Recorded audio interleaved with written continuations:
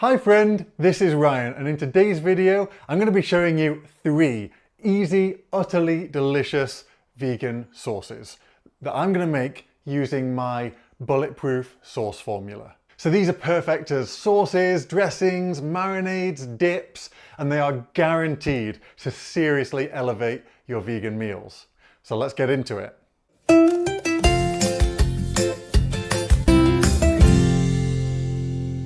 Welcome back to the channel. I'm Dr. Ryan Williams, your host and the creator of Growing Pure, where I help you make vegan cooking and health fast, simple, and mind-blowingly tasty. Now, before I get started, if you want this simple one-page summary of what I cover in this video, you can get that. Simply click the link in the description below. It's my free gift to you, and it'll show you how to make all of the sauces I cover in this video. So in my last video, I went through my Bulletproof Sauce Formula, what it is and how you can use it in your own kitchen to make endless variations of fast, easy, delicious, oil-free vegan sauces. If you haven't seen that video, I'd recommend you go and watch that first. There's a link in the description below, or it'll be up here, I think.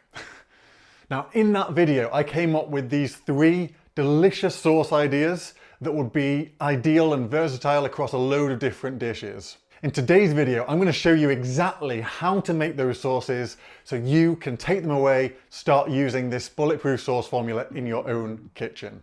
So let's dive right in. All right, so first up, we have a wonderful mint and cashew sauce. This is so creamy, it's so fresh, it's just a really beautiful sauce.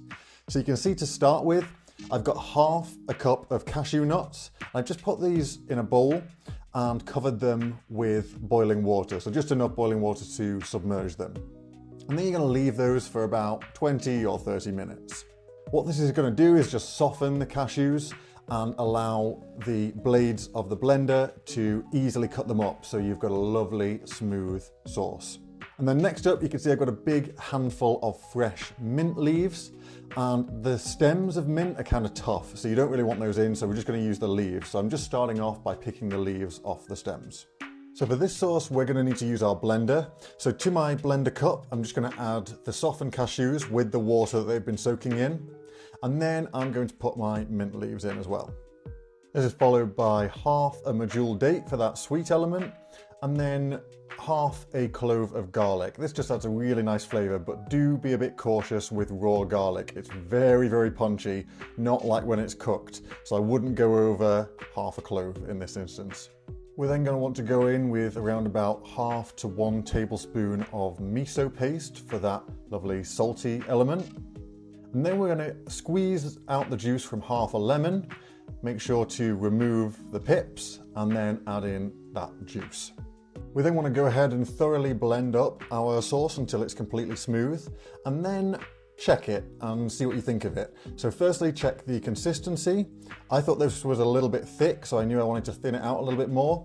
And also we want to give it a taste at this point. I thought the taste was really good, except the acidity was a little bit light. So to thin it out a little bit more, I'm just splashing in a little bit of water. And then to amp up that acidity, I'm going in with the other half of the lemon juice. We then want to blend once more to mix it all in together, and then check it again. So at this point, I'm very happy with the consistency, and the taste is spot on. So we are ready to move on to our next sauce. This is our rosemary and chili sauce. It's really fragrant, it's punchy, it's a fantastic sauce. So we're going to get started with our liquid, which is just going to be half a cup of oat milk. Little tip for you here: when you're using the blender cup, like I am again in this sauce, you want to put the thin liquid at the bottom. If you put something thick, like tahini or peanut butter, for example, at the bottom, it tends to get stuck there. So go with the thin element first. We're going to follow this with our fatty element, which is half an avocado. And then I'm going to add in a small handful of dried cranberries as our sweet element. Next up, for our acid, we're going to add in half a tablespoon of apple cider vinegar. And now I'm going to get one of the stars of the show, our rosemary, in. So I've got 1 large sprig of fresh rosemary here. So I'm just going to remove the leaves from the stem and put the leaves in with the rest of our ingredients. I'm then going to add our salty element. So in this case, I'm just using straight low sodium salt. So I'm going in with around about half a teaspoon here.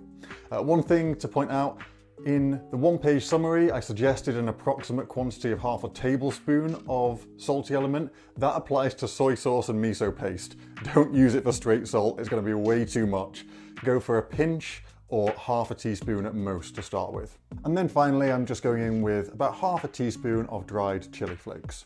And then once again, we're just going to blend until smooth and then check the consistency and give it a taste. So when I tasted it this time, I realized that I'd probably put in a little bit too much salt, but that's why we taste it whilst we're doing this, so that we can make any changes before we serve it.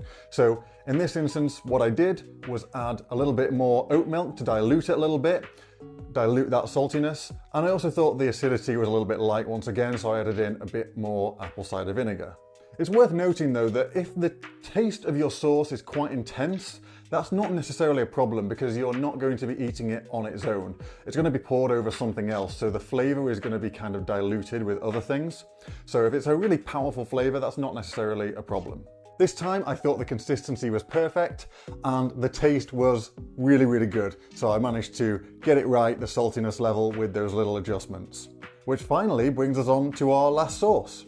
This is our peanut butter and clementine dip. It's so silky and so delicious. So I'm starting off with somewhere between a quarter and half a cup of crunchy peanut butter. And to this, I'm adding in half a tablespoon of soy sauce. I'm then going in with 1 tablespoon of maple syrup for some sweetness. And I'm going to add in the juice of half a clementine or tangerine. You could also use orange juice here if you prefer. And then lastly, to thin it out a little bit, I'm going to go in with about 1/4 cup of water. Now for this dip, we don't need the blender, we can literally just mix it together in a bowl. It might seem to take a while to come together, but just keep mixing and it will eventually combine. Of course, I tasted once again, but on this occasion, I actually thought it was perfect just as it was and it didn't need any other changes. So all that's left to do now is plate up a meal and use our sauces. I've just prepared a very simple meal of cooked brown rice and black-eyed beans, and also some long stem broccoli, which I actually just cooked in the microwave. Literally so simple. Now, as it stands, this is a very nutritious meal, but it's very boring and very bland. It's not going to taste great. Until that is, we add our sauces. I think it's quite important that our meals have visual appeal. And so it's important to try and get that presentation really pretty. And it's probably not my strong suit, to be honest. But what I'm going to do here is, for our cashew and mint sauce, just going to go on with that and sprinkle over a few fresh mint leaves. For our rosemary and chili sauce, I'm going to put a little bit of that on and then top it with a little sprinkle of extra dried chili flakes. And then finally, a lovely little dollop of our peanut butter and clementine dip, with a few extra pieces of chopped clementine over the top.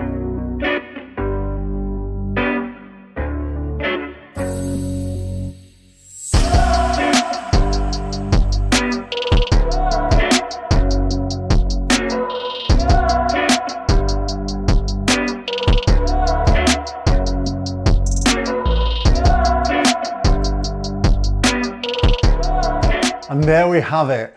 It's just incredible to me how much a simple kind of bland meal can be elevated so significantly, both visually and taste-wise, with one of these bulletproof sauces. Now, I've got to give them a little taste. First up, the mint and cashew sauce. Oh, that's really, really good. So fresh, so creamy. And there's a nice little acidic tang from that lemon too. And of course the mint coming through really, really strong, which is perfect. Amazing kind of spring and summertime sauce, this one, I think. Next up, let's give this avocado, rosemary and chili sauce a little taste. Very, very nice. If you're not a fan of spice, tone down the spice in this one because it does have a kick to it, but really tasty, very luscious in your mouth, this sauce. That avocado really works nicely there. And lastly, let's try the peanut butter and clementine with these lovely little pieces of clementine on top. Wow, that's really, really good. That's genuinely very, very nice.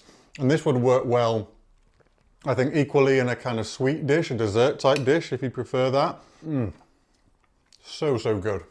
As you've just seen, this is such a simple, beautiful, easy formula. If you can just remember this one thing, you are never going to run out of amazing, healthful vegan sauces. And don't forget, as a free bonus for you, because I want this information to be useful and actionable for you, get this free one-page summary. You can use it, you can print it out and apply it in your own kitchen. Simply click the link in the description below. Thank you so much for watching, and I will see you in the next video.